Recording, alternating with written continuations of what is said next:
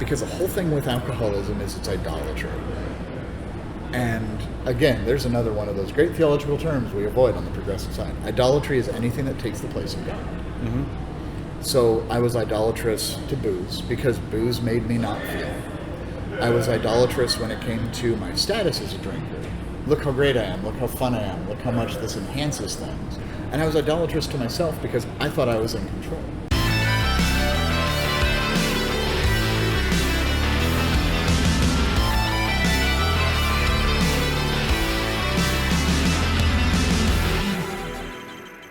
My name is Joe Pusateri, and I'm living the sober life, and today I am here in Des Moines, Iowa. So as many of you know, I am actually a Christian pastor, if you can believe that. I would not have believed that 15 years ago if you told me that would be my lot in life, but here I am, and I'm glad to be here. And one of the beautiful things about being at an assembly is I get to run into all of my really good friends that I've met over the years. And one of the best of my friends that I've met over the years is Arthur. And so I'm really glad to have Arthur on the podcast today. Arthur, would you like to introduce yourself?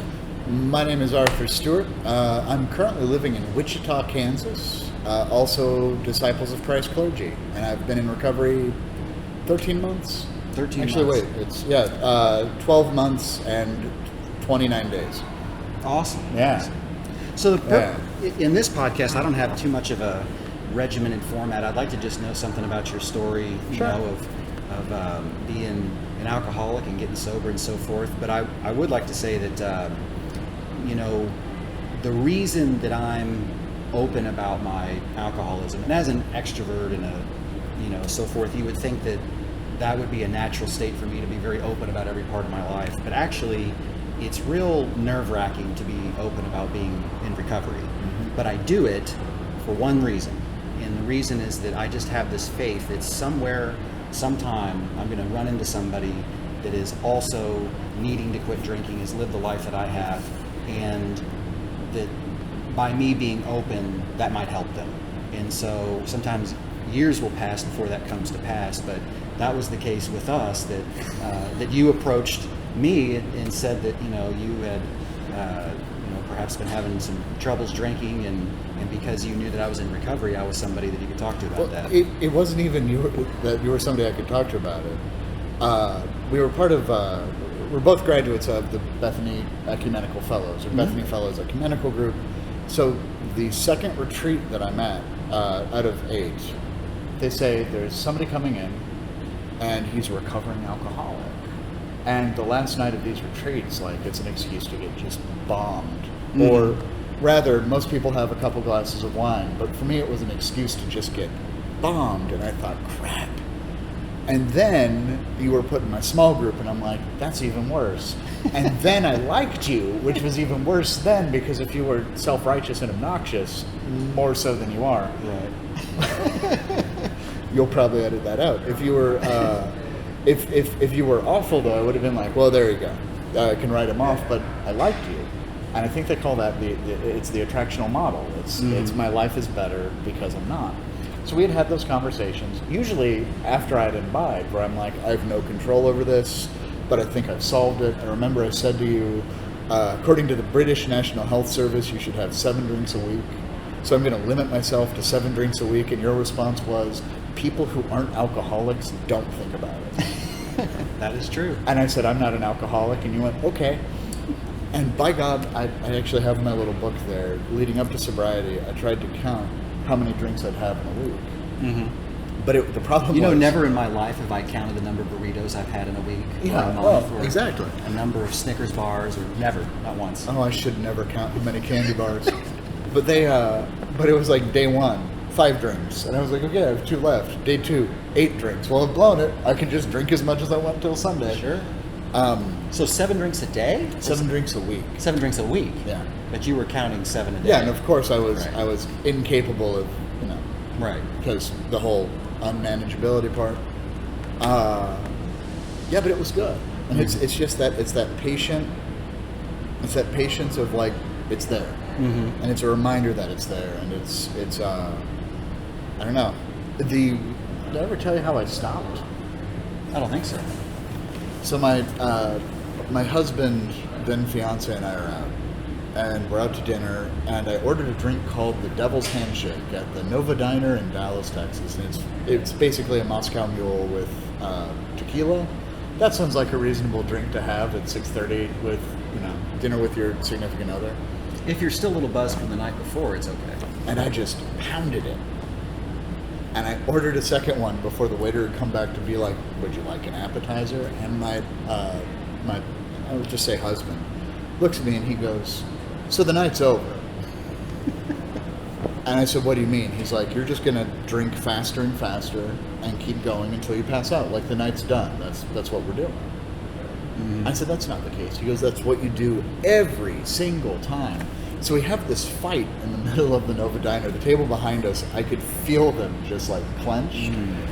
And finally I said, if I'm being perfectly honest, I am an alcoholic and I should probably seek help for it.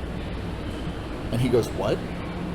I was like, yeah, and I proceeded to name like the 8 different ways that I would lie on the tests of, are you an alcoholic? Because, I don't know, you got sober before the proliferation of these. But the questions, it's very obvious where the alcoholic line is. Like, I use alcohol to avoid feelings. I'm like, never, always. But I click never. So then I could be like, this test says you have to have 3 characteristics. I only have 2. Sorry. I remember when I was probably 18, 19, 20 years old, I went to the Indiana University Health Clinic, which is hilarious. The running joke about the IU Health Clinic is that sinus infection. You could come in with a broken ankle, sinus infection. Everything's a sinus infection. So anyway, I was at the IU Health Clinic and I was sitting out in the lobby, waiting to get my diagnosis of a sinus infection. And there was a pamphlet, one of those pamphlets that has 20 questions or something, 20, 22 questions, to find out if you have a problem with alcohol. It's like, how many drinks do you have? Like 0 to 2. I'm like, come on. I don't know if this was... What is this, amateur hour? This was like a week, right? 0 to 2, a week. Then it was like, 3 to 5, 5 to 7, and then 7 or more. It's like, well, I have like 10 a day. Of course it's... So, I check that one and I'm in my mind and I go down the list. How many days a week do you drink? I'm like, all of them. Like, what does that have to do with anything? But sometimes it's one. Right. Case, Have you ever gotten in trouble at work because of your drinking and relationships and all that kind of stuff?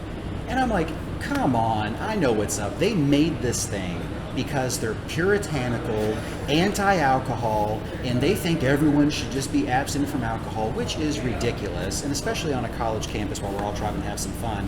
So they've weighted this to make it look like everyone has a problem drinking. It's a conspiracy because everyone else is wrong except for me. Yeah, so I hadn't been in jail at that point.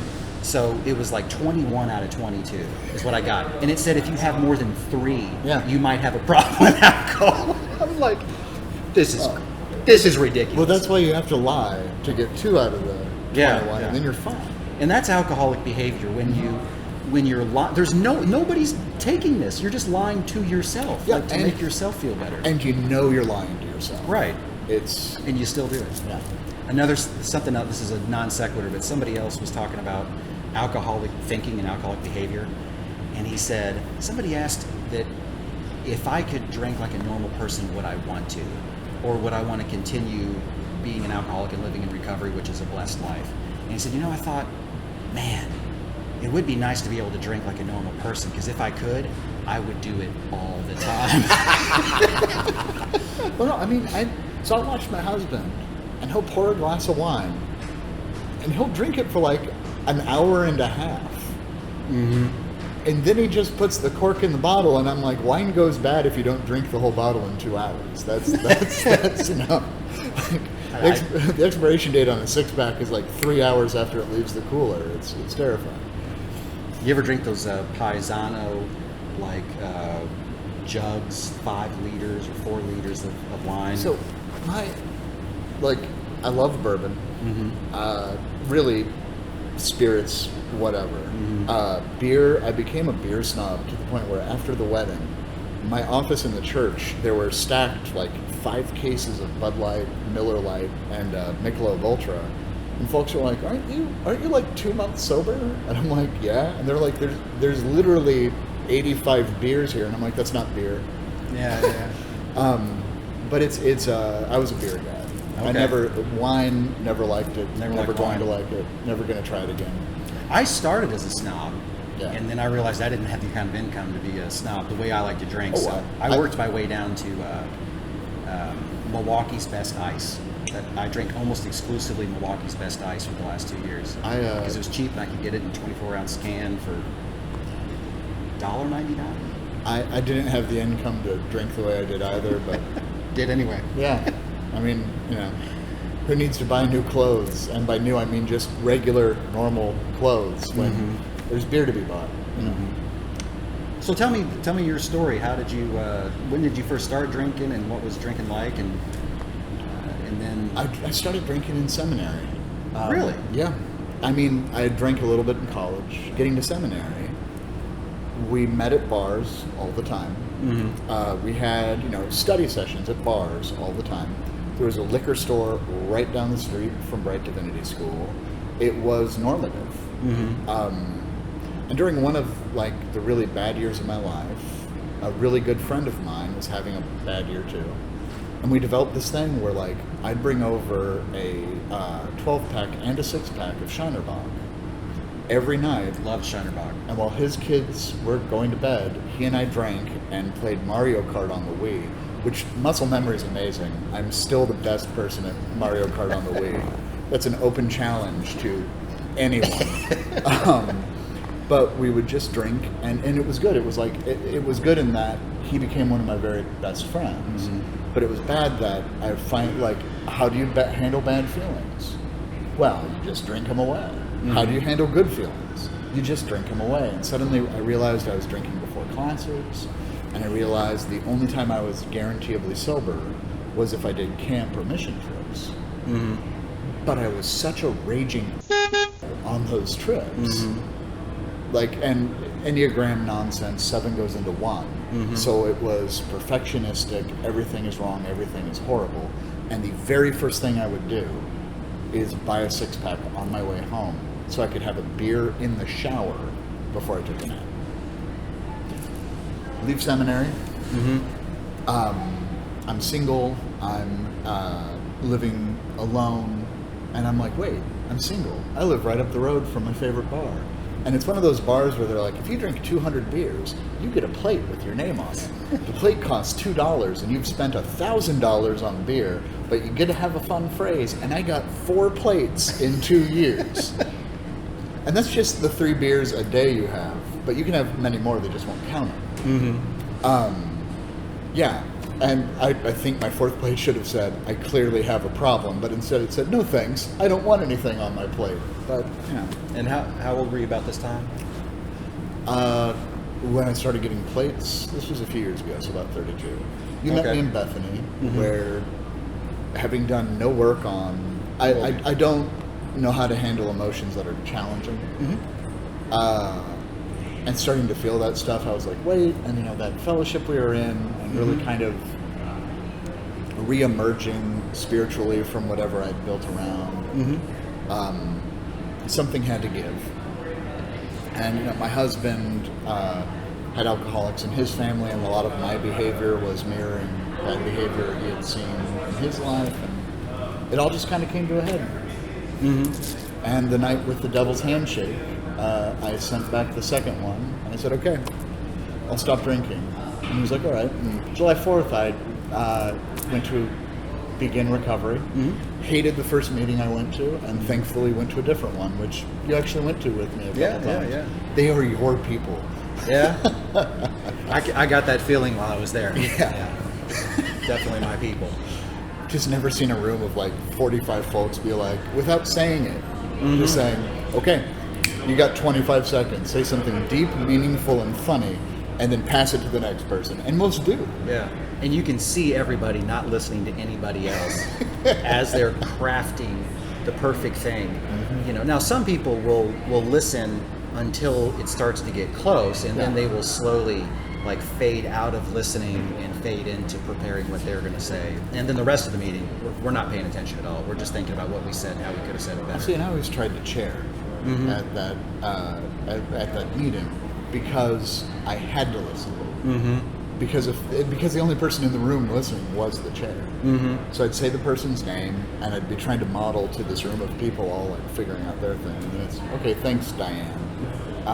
And there's also something to go to a meeting and you only see these people in and out. I was the guy who knew everybody's name. That's great. Yeah. That's great. You gotta be I always calm. wanted to be that person. And I'm getting closer to that. That's good. I try to do a really good job of remembering to pay attention when there's new people and to remember their name. Because it meant so much to me when people remembered my name when I came back, for the second, third, fourth week or whatever. So I got a couple questions that I don't normally get to ask. So Yeah. you're also in ministry. I am also in ministry. And my story is that I got sober and then I came to believe in God kind of at the same time, but it had no religion. And then slowly I got pulled into this vocation and now I'm in ministry. And you're doing a great job. Why, thank you. So sobriety being pre-existing to my ministry has a lot to do with my ministry. And I know a few other people like that. Sometimes it's like they got sober and they found Jesus and now they want to tell the world. And it's like, well, you should do some discernment and some spiritual development and so forth before you. I know you're excited. Well, and that's just like born again Christians the first year. They're so excited because they're able to put into words Sure. what they're feeling. They want everyone else to feel what they're feeling, Yeah. not realizing other people aren't where they are necessarily. And I was evangelistic about my recovery when I was new, not in a religious sense, but in certain ways. But there's good news there, yeah. Yeah. So I do run into people who are already ministers who struggle with alcohol.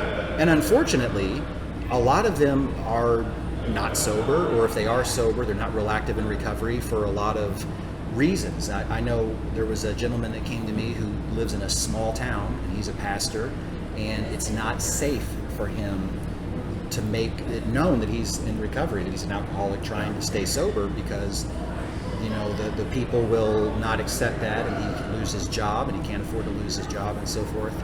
You're a person who was a minister first, who has gotten sober, Yeah. who is open about that, and which I think is awesome, and having the blessings and experiences of good recovery. So tell me about that. That's not my experience. How does that mix? How does your role as pastor and your life in recovery come together? So I'm in the progressive side of our denomination, theologically liberal. And it's fascinating to me because the theologically liberal side of any denomination tends to stray away from the term sinner. From the word sinner. Yes. Right. Without... It's, we were sinners, Christ died for us. Sinner is this idea of we can't save ourselves. People in need of saving. Right. Hey, guess what? Being a gay minister, my favorite response is always, oh, well, I guess I'm a sinner too. I'm like, no, we all are. That's our starting point. Mm-hmm. Doesn't mean we're wicked, doesn't mean we're evil, doesn't mean we're excluded. It's our starting point. And what I've kind of taken from recovery, and I'll answer your question in a moment, I promise, is I've said to folk, I said, go to an open meeting and watch what happens when every person in that room begins their statements with, my name is Arthur, and I'm an alcoholic. Mm-hmm. Hi, Arthur. Doesn't matter what else I say after that. I can say I make $500,000 a year and I drive a Rolls Royce. I can say I make $5 a day panhandling and I spend it on meth. Whatever the case may be, it's the great equalizer. Mm-hmm. So I think people think alcoholics just can't handle their booze, which we can. But it's like one of those of like, oh, stop after 3 beers. If I could stop after 3 beers, I wouldn't. But that's assuming the car has brakes. Mm-hmm. Saying, yes, I'm an alcoholic, I'm also a Christian, I'm also trying to be better, I'm trying to develop the spirituality deeper, wider, fuller. That's a clarion call to people. They get to say, oh, okay, my pastor also fails at this. My pastor's also trying this. It's a walk alongside, not command them from the pulpit. I'm so perfect, I know what I'm doing. Mm-hmm. Y'all should follow me because I'm following Jesus, and it's a conga line. And honestly, the church that I was serving when I got sober, no one was surprised. It really kind of shocked me. When I said, yeah, I've been in recovery for about a month, nobody was like, you're a drunk? They'd seen me. They knew me. I'd shown up to board meetings kind of in the back. Oh, wow. Yeah. No, one could say, why didn't somebody say something? But we know exactly why.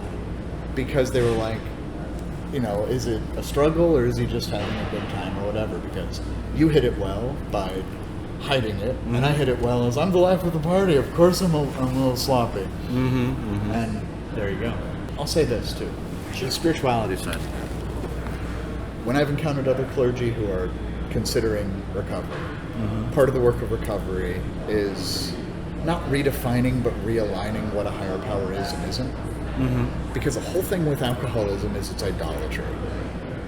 And again, there's another one of those great theological terms we avoid on the progressive side. Idolatry is anything that takes the place of God. So I was idolatrous to booze because booze made me not feel. I was idolatrous when it came to my status as a drinker. Look how great I am, look how fun I am, look how much this enhances things. And I was idolatrous to myself because I thought I was in control. And then having to say, my theology, my spirituality, my practice didn't do honor to God and God's calling and God's work in my life, even though I'm an ordained person and I'm called to understand this. Well, we practice grace, and we have to practice grace because of people like me and people like you and people like all of us, I guess. Has your view of God changed in recovery and sobriety? Yeah, it has. God's become a whole lot more patient. I live in the future and I live in my own head, and God is right here, and God is just saying, just be here, and it's going to suck sometimes and be here, and it's going to be wonderful sometimes and just be here. Because how much? Let me ask you this: how much of your day when you drank was scheduled around drinking? All of it. All of it. All of it. Yeah.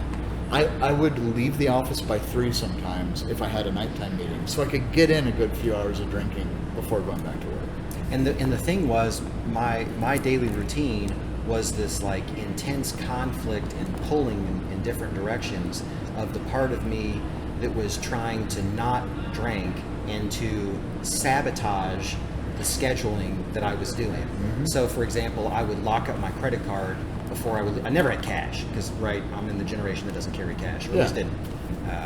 So I never have cash on me. So I just leave my credit card at home, like in a lockbox downstairs, to like sabotage myself so that when the time comes, as it inevitably will, because it does every single day, and I want to go get drunk, I can't.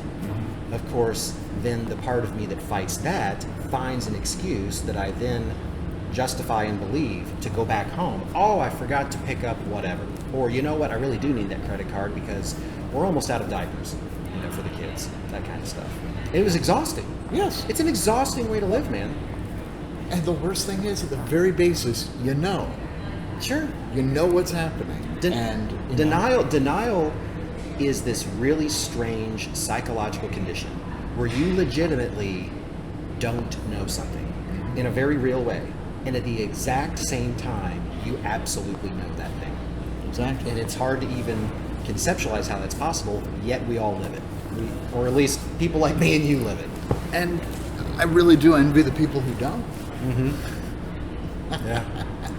So where are you in the steps? Have you gone through the 12 steps? I'm on step 8. Okay, awesome. Had the move, but my really great sponsor in Dallas, he was like, let's get you to step 7, and that gives you some time to, because of course I said, what does it mean to humbly ask God to remove these defects? I've asked God 1,000 times, but humbly? And he's like, don't be one of those people. Don't do that. And I'm like, well, no, but this is the last year of my life has been incredibly humbling.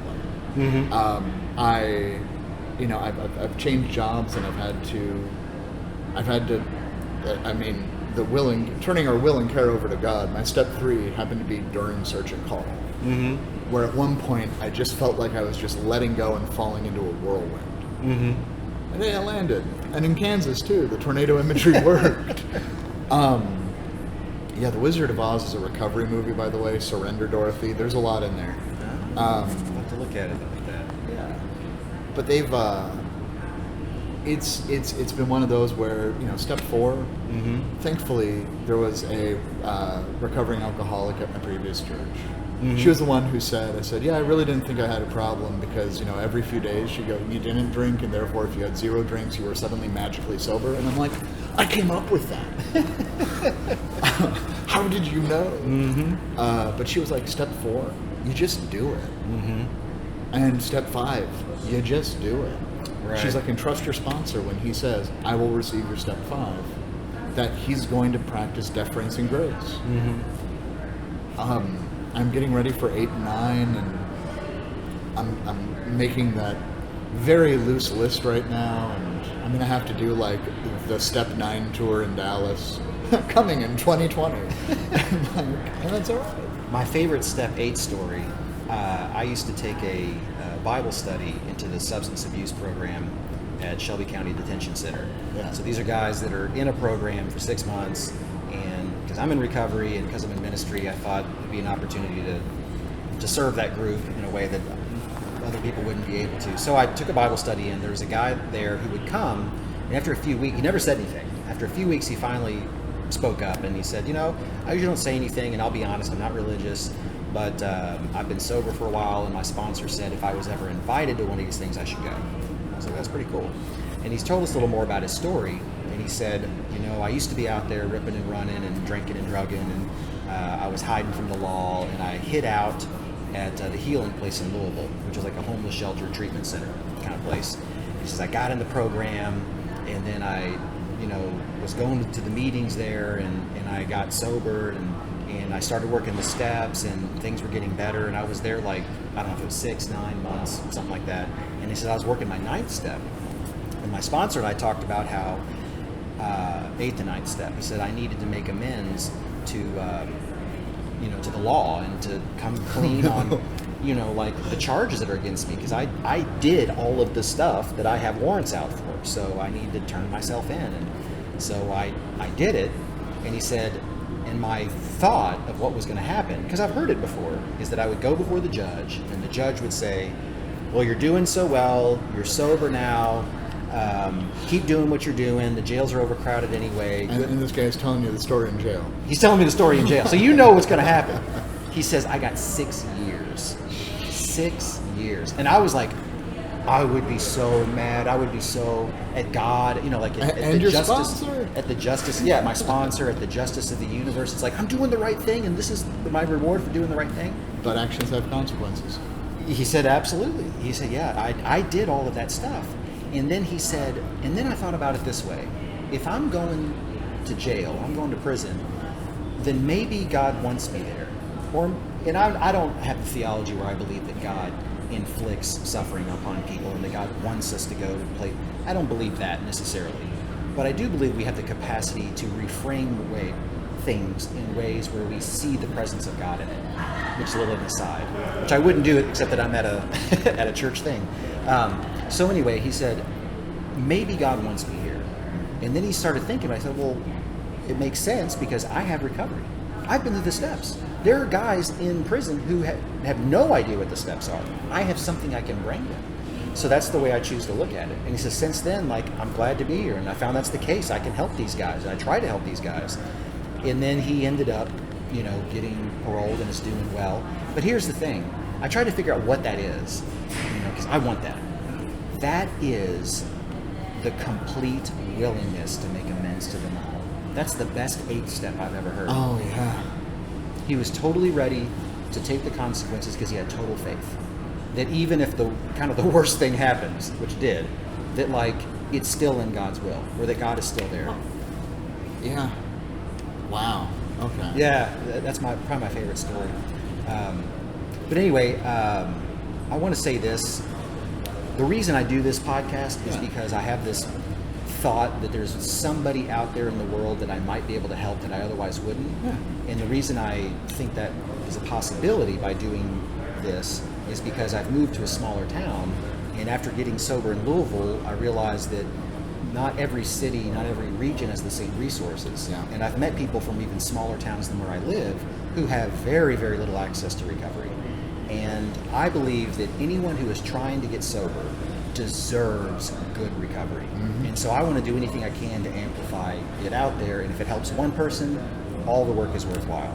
But I want to ask you, knowing that there are people out there that might be watching this that, are not necessarily exposed to the kind of recovery you get in Dallas, Texas, or Louisville, what kind of words of hope, what kind of words of direction or guidance that you could give someone? You're not as smart as you think you are. You're not as hopeless as you think you are. You're not as brave as you think you are. You're not as dumb as you think you are. You're really well within the bell curve of humanity. Nothing you've thought of is original, and everything you do is unique. And it's so much better sober. It is. That was the thing that frustrated me when I first got into recovery. Was all the happy, joyous, and free, and all of the ridiculous cliches, which we were saying it while we were setting up. Cliches are cliches because they're true. But it's possible. It's a few weeks ago, I was out with the husband and some of his friends, who they're all like, Arthur is so much more tolerable when he's not belligerently drunk. And I was drinking tonic. So I fell into the groove of how I used to drink, even though it was just tonic. Tonic makes hangovers worse because of the quinine and just the way it is. So I woke up the next morning hungover. And it was the first hangover I'd had in over a year. And it was the worst feeling in the world. And I used to wake up every single day like that. And feeling like I'd just gotten run over by a train, my first thought was, when can I get back on those train tracks and be run over again? And just every day, the whole idea of there's possibility, there's promise, and there's hope. There's this real life that is life that we don't have to dull, and we don't have to dampen, and we don't have to think we're enhancing, but really we're just avoiding. It's good and beautiful. Frank Sinatra said, I feel sorry for people who don't drink because when they wake up in the morning, that's as good as they're going to feel all day. And I thought it was a great line, and it is a great line. But as somebody who doesn't drink, when I wake up in the morning, it's as good as I will feel all day. I might get tired, but I'm not going to get hammered. So, amen. Yeah. What has surprised you most about recovery? The sheer amount of joy. The idea of telling stories in meetings where I was in a meeting a few weeks ago. So we moved into this house in Wichita. Enormous house. Got it for a song. It worked out really well. And the previous owners left all of their staging furniture, which they were fine with just abandoning, so you can imagine what it looks like. So we're loading up a trailer and our minivan full of this furniture to take it to some Goodwill type organization. And our house painter comes out and he goes, hey, my wife just left me. I have no furniture. Can I have that? We're like, sure. And we get in the car and we drive it over to his house and we come back and we're loading it up again. And somebody's like, hey, can I just have that? And we're like, sure. And I'm getting honest to God resentful that I don't get to show up at this Goodwill type organization and be a saint. That people don't get to celebrate me and hooray. So we're trying to get mattresses down, and some of the movers who are moving other stuff were like, hey man, I just got out of jail, I don't have a bed. And I'm like, take the damn mattress. And so I'm telling this story in a meeting, and people are just laughing, and I'm laughing because we're just such ridiculous humans. I wouldn't have laughed at myself if I was drinking. I wouldn't have shared that story if I was drinking. And it's that whole idea of when you have people who are like, yeah, I used to hide wine in bushes, or yeah, I once, pawned my wedding ring for just a few days to get a good fix of cocaine. And you're like, we're the scum of the earth, and we are absolutely beautiful humans. I don't know, it's the joy, it's the laughter, it's the loss of ego. There's something just amazing about the things that we laugh at, and there's something hilarious about the things that we get all real serious and solemn about. Like, my boss was mean to me today. Oh gosh, I know what that's like. And well, because we're all cowards. Yeah. But then it's like, I've been to jail so many times, I don't even know how many times I've been to jail. You tell that to a bunch of people who are not in recovery, they're horrified by the things that we say. And it's the code, and it's the It's the fact that you are not alone and I'm not alone. Right. Behind our house, we have 2 little dogs named Oscar and June. They're wonderful, and they are escape artists. Mm-hmm. And they got out one night. We came home, they're gone, and of course, my fear-based brain is like, they've been taken by dog fighting rings to be bait. How sick is that, by the way? But that's where your mind Yeah. goes immediately. Well, no, they went across the street because there was a cookout, and it's a bunch of guys in recovery. Mm-hmm. And so, like, they're talking, like, yeah, we fed them hot dogs and vanilla ice cream. I hope that's okay. And I'm like, if they poop all over the carpet, we're calling you. But I said, Bill W. is a friend of mine, too. Mm-hmm. And the entire demeanor of the conversation changed because I was one of them. Mm-hmm. Mm-hmm. And it's good. But yes, to the alcoholic, to the addict, to the person needing recovery who doesn't have anyone else there, we are here. Mm-hmm. And it's the 21st century. Skype exists. Phones exist. We do not have to be in person to be in community. Amen. No. I think it's a good place to end. All right. Man, I really appreciate I you. love you, I love you Joey. too, man. I love you. My name is Joe Pusateri, and I'm living the sober life. My name's Arthur Stewart, and it's Joey's world. We're all just trying to get sober in it.